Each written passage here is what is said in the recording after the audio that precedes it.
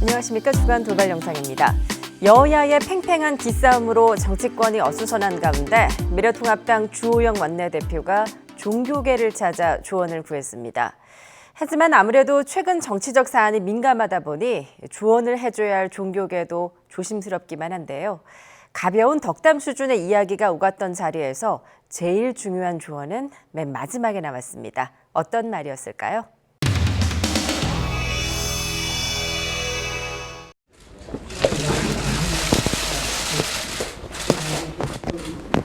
복잡하니까요. 그렇게 정리하겠습니다. 마스크 괜찮으신가요? 네.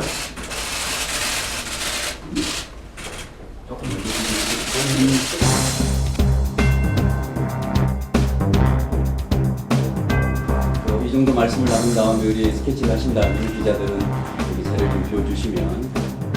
우리 판교총회 아직도 사회가 불안하고 경제적인 위기 속에 우리 미래통합당 국회의원들 그리고 국민들의 그런 기대가 매우 크다고 생각합니다. 용기를 가지시고 국민을 바라보고 나가시면 국민에게 희망을 주는 정당이 되지 않겠나.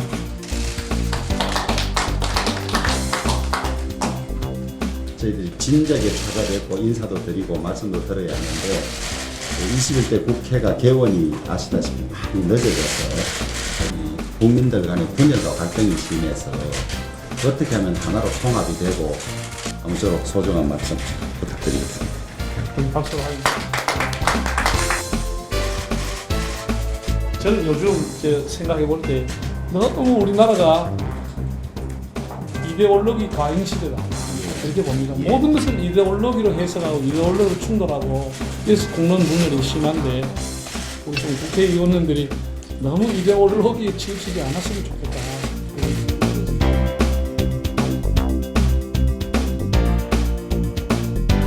잘하셨습니다. 당에서 정작 찾아뵀어야 되는데 저게 뭐 개원 때문에 민주당하고 이야기도 잘 안 되고 글쎄요 늦었으면 늦게 죄송합니다. 화합적으로 대화를 하지 못하고 그래서 좀 국민들을 생각하면서 안타깝게 생각을 합니다. 그런데 좀 그 불교의 화정 사상을 좀 국회에서 잘 배워서 선거 한번 이기는 거잖아요. 이겼을 때 4년 동안 뭘 마음대로 할 수 있다 이래 되는 건 아닌 것 같아서 다음에 민주당이 오거든 화정 사상을 좀 잘 좀 말씀해 주세요. 그래도 어쨌든 또 관례를 중요시하고 또 이렇게 형식적인 선에서 우리가 이루어지는 그게 제일 좋은 대통령 같은데 그게 좀 잘 안 되는 것 같아서 어려운 일이나 이런 건 또 수당적으로 또 파악도 도와주기도 하고 거들고 비판하고 따져야 될 것을 또 이렇게 하시고 이렇게 해서 인내를 가지고 협치를 하고 부탁을 드립니다. 제가 제 방에 참을 인자를 써놓았습니다. 그렇게 잘하셨어요. 어려운 시기마다 이 채통을 지키시면서 잘 대항하시는 것 같아요.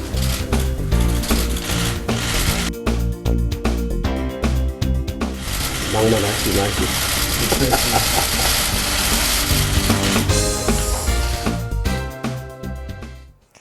21대 국회가 개원식을 열고 본격 가동하면서 곧이어 인사청문회 일정이 시작됐습니다. 청문회에서는 직무 능력을 꼼꼼히 검증하려는 의원들의 날선 질의가 쏟아지면서 후보자들이 여간 곤혹스러워하지 않았는데요. 방송통신위원장 인사청문회에서는 후보자가 야당 의원에게 사과하는 모습을 보이기도 했습니다. 무슨 일이 있었던 걸까요?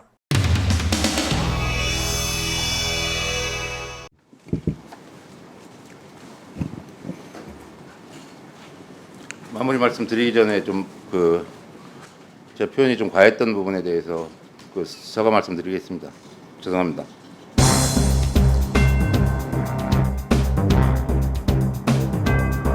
공정보도, 불공정보도의 기준이 뭐라고 생각하십니까? 균형성, 불편부당성 여러 몇 가지 기준이 있습니다. 제가 볼 때 딱 하나입니다. 내로남불. 제가 이해찬 대표 어제 막말 과 관련해 가지고요. 뉴스를 보니까 처음에 사건이 터졌을 때 막말이란 표현이 하나도 없어요. 욕설이란 표현도 하나도 없고 뭐라고 한 거 압니까? 이해찬 버럭. 이게 지금 보도입니다. 이걸 공정하다라고 생각하세요? 공정하다고 얘기를 어떻게 하십니까? 뭐 생각마다 다를 수 있는 부분입니다. 시민께서는요, 야당 의원이 박은선 성추행의 사건의 고발인은 피해자입니까? 피해 호소인입니까? 뭐 피해자라고 호칭을 하는 게 적당하다고 생각을 합니다. 예, 저렇게 사진으로 온통 인터넷에 다 이거보다 더 심각한 거 많습니다. 이런 극성 지지단의 2차 피해가 이렇게 심각합니다.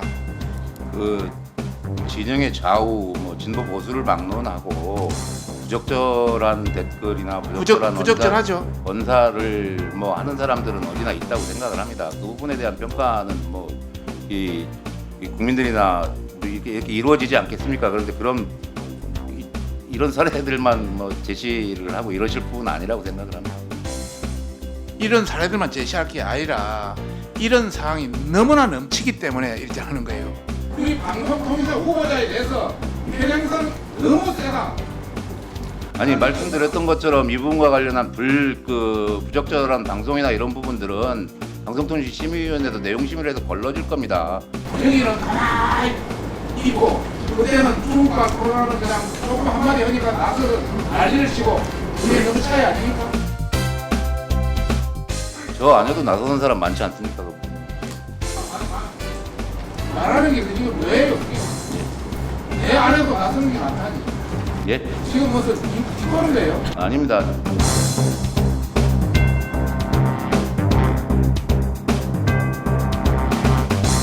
이것은 서로의 도리가 아니다는 차원으로 강력히 경고해 줄 것을 요청합니다. 제 표현이 좀 과했던 부분에 대해서 사과 말씀드리겠습니다. 죄송합니다. 저 말고도 하는 사람 많지 않느냐고 상당히 비꼬는투의 말을 하던데 우선 비꼬는투의 말로서 상당히 기분이 좀 언짢다. 두 번째는 공직자의 자세로서는 이것은 아니다. 저한테는 굉장히 모욕으로 들렸다 이런 말씀을 드리고 싶고 마치 무슨 온 것 같이 이렇게 나오는 것은 이것은 문제가 있다. 국회의원을 아주 알기를 우습게 하는 뭐 이인영 통일부 장관 후보자 인사청문회에서 미래통합당 태영호 의원이 후보자가 아직도 주체 사상을 신봉하는지 묻는 사상 검증 공세를 펼쳤습니다. 민주당이 시대착오적이라고 반박하며 청문회장이 소란스러워졌는데요. 사상 검증 논쟁이 치열하게 벌어지는 가운데 갑자기 회의장에 웃음소리가 터져나왔습니다. 왜 그랬을까요? 제가 이번에 이거 준비하면서 후보자의 삶의 궤적을 많이 들여다봤는데 언제 어디서 또 어떻게 사상 정량을 했는가 이걸 제가 찾지를 못했어요. 그래서 누구 보고 저를 보고 사상 정량 안 했다 그러면 무슨 소리 하십니까? 이렇게 제가 대한민국에 와서 첫 기자 인터뷰입니다. 이렇게 전 했습니다 라고 밝혔습니다. 이렇게 나는 주체 사상을 버렸다. 너는 주상 신봉자 아니다 라고 하신 적 있습니까? 공개 선언 같은 거.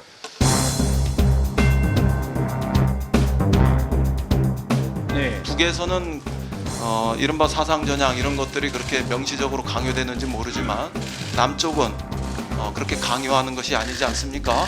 그런 측면에서 놓고 보면 아직 남쪽의 민주주의에 대한 이해도가 떨어지는 것이다. 저는 이렇게 말씀드릴 수밖에 없습니다. 네. 그 말이 그렇게 힘드십니까? 우리나라에서 제가 알기로는 사상 전향을 강요하는 것은 북과 그리고 남쪽의 독재 정권 시절이었다. 저는 어떻게 주체 사상을 포기하라 전향했느냐. 굉장히 이거는 국회를 모욕하는 행위라고 봅니다. 물론 80년대 우리 상을 모르시기 때문에 그런 이해 부족이라고는 할 수가 있겠으나 말씀하십시오. 네, 감사합니다.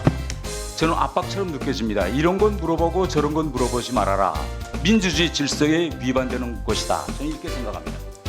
아니 말씀을 어떤 우리 태영호 의원께서 이제 국회에 들어오셔서 여러 가지 처음 오셨기 때문에 지금 여야 의원들은 모두가 공감하는 것은 사상이나 정책 검증은 다 필요한데 사상 전향이라고 말씀하신 것 자체는 이미 이 사람이 주체 사상이나 뭔가 다른 사상을 가지고 있음을 전제로 하고 그것을 전향하도록 요구한 것은 논리의 모순이 발생하고 적절치가 않다는 점을 지적하고 있다고 생각합니다.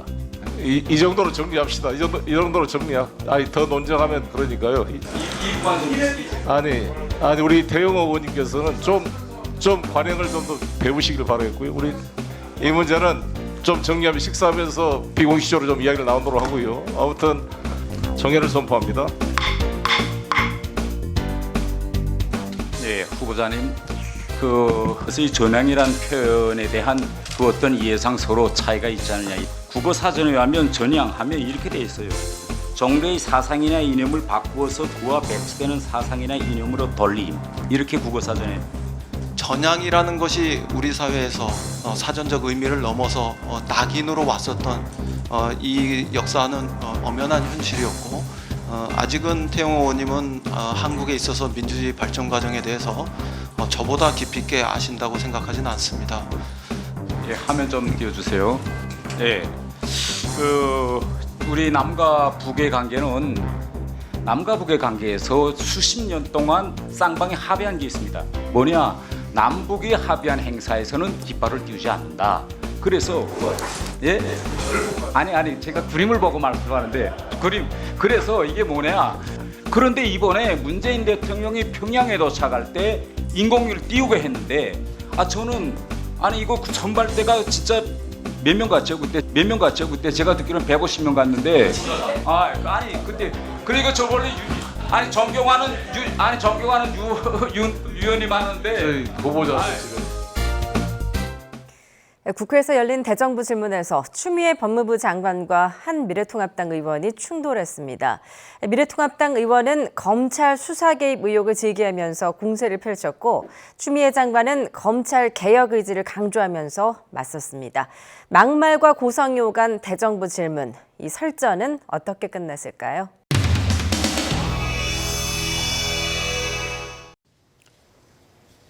법무부 장관 나와주시기 바랍니다. 평소 성범죄에 대해서 단호한 입장이셨죠? 네.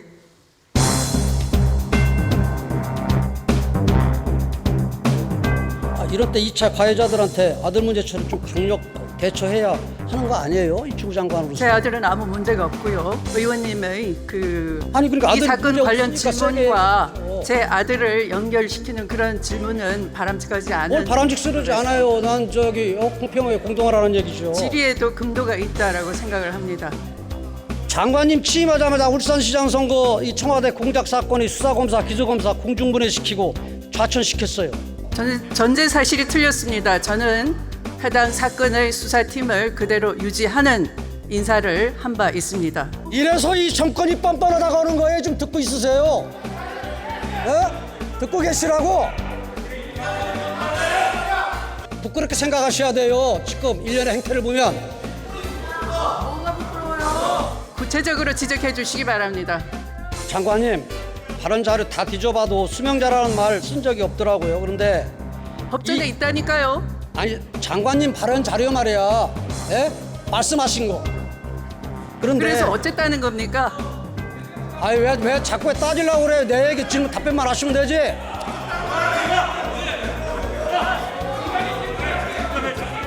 국무회의 지금 싸우러 나왔어요?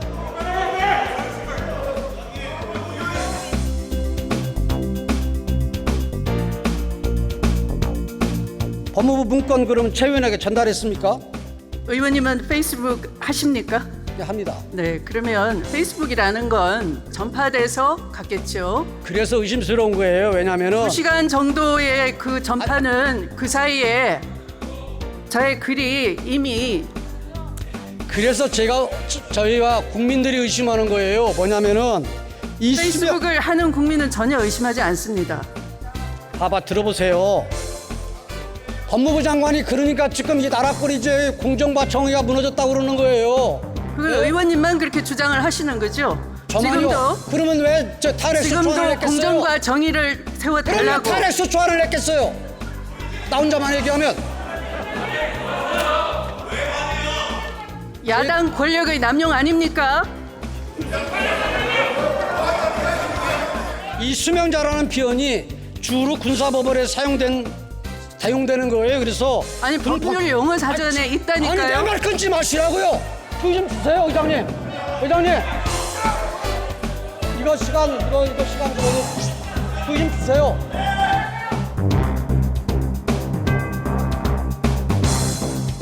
최강욱 의원이 이 작성에 관여했다. 이 지금 추측하고 의심하는 사람들이 있어요. 그래서 그걸 물어보려고 그러는데 왜 그 처음부터 그렇게 난립니까? 난리는 얘기하지. 제가 한 게 아니고 의원님께서 그 논리적으로 인과관계가 성립되는 질문을 하셔야지. 나는 옳고 너는 틀리다. 아니 그 논리. 의원님 알겠습니다. 말씀은 제 아들 신상까지 결부시켜서 질문을 하니까 들어가시죠. 오늘의 질문은 제가 연결이 잘 안 돼서 죄송하지만 이 정도밖에 답변을 못함을 양해해 주시기 바랍니다. 많이 양해해 줄 테니까. 장관 잘한다. 고 박원순 전 서울시장 성추행 의혹을 둘러싼 정치권 파장이 계속되고 있습니다. 경찰청장 후보자 인사청문회에서도 박 전 시장 관련 의혹이 주요 쟁점이 됐는데요. 한 야당 의원은 후보자에게 박 전 시장 의혹에 대해 적극적으로 수사하라며 강하게 질책했습니다. 그런데 후보자의 대답을 듣고 나자 좀 무안해진 상황이 됐습니다.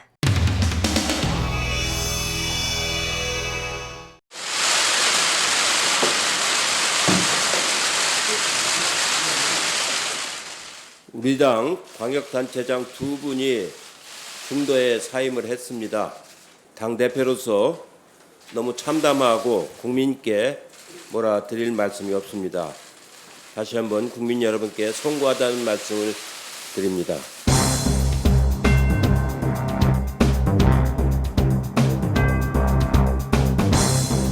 아울러 피해 호세인께서 겪으시는 고통에 깊은 위로의 말씀을 드리며 우리 민주당은 피해자 중심주의를 견고하게 지켜왔습니다. 이 사안도 마찬가지로 안녕하십니까. 민주당이 홍길동당이 돼가고 있습니다. 고 박원순 시장의 성추행 의혹에 피해자를 피해자라 부르지 않고 싶어서 그러면 위안부 피해 할머니들도 일본 정부가 가해 사실을 인정하지 않고 있으니 모두 피해 호소인인가? 참 해괴한 표현 쓰고 있다. 우리는 이제 두 가지 진실을 밝힐 때가 되었습니다. 첫째는 박원순 성추행, 서울시 섹스 스캔들 은폐 의혹입니다. 섹스 스캔들 은폐 의혹입니다. 또한 아까 말씀드린 섹스 스캔들 관련해서는 성범죄로 제가 규정하고 싶습니다. 피해 여성이 관계를 했다는 증언은 없지만 여전히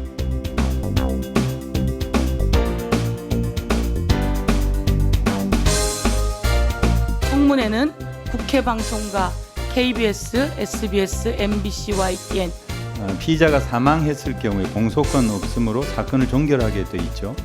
예. 박원순 시장 사건도 그렇게 보이는데 맞습니까? 예, 그렇습니다. 공소권 없기 때문에 사안의 중도성에 따라서는 영장 등 강제 수사를 할 의지가 있으시죠? 고소 사건에 대한 추가 수사는 현행법령상 허용되지 않는 걸로 저는 처리를 그러니까 사법 절차로 진상을 가릴 기회는 없다는 건데 그래서 다음은 미래통합당의 서범수 의원님 질의해 주십시오. 자, 박원순 사건에 대해서 가장 핵심 사안이 뭐라고 봅니까? 저는 고소 사건, 유출 사건, 그죠? 근데 이걸 지금 경찰에서는 수사를 안 하고 있다는 거죠. 왜 안 합니까? 검찰에서 고소를 아니, 경찰이 의젓한 독립적인 수사권의 주체라며요, 요새. 그러면 검찰이 하든 안 하든 경찰 판단에서 수사해도 되죠. 수사지휘권 폐지된 거죠. 아직까지는 법이 시행되지 않고 있습니다. 그렇습니까?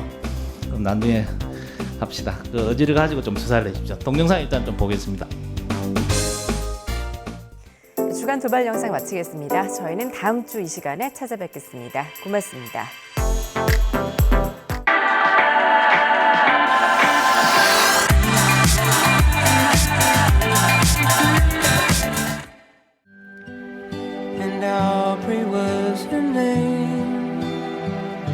tripped the light and danced together to the moon. But where was June? No, it never came around. If it did, it never made a sound. Maybe I was absent or was listening too fast, catching all the words, but then the meaning going past.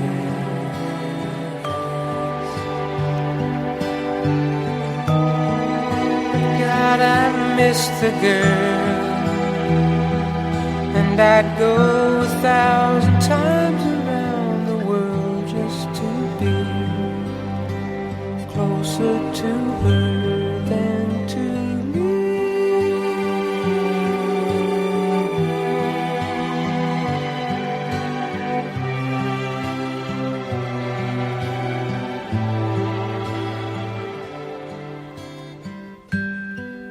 And Aubrey was her name. I never knew her, but I loved her just the same. I loved her name.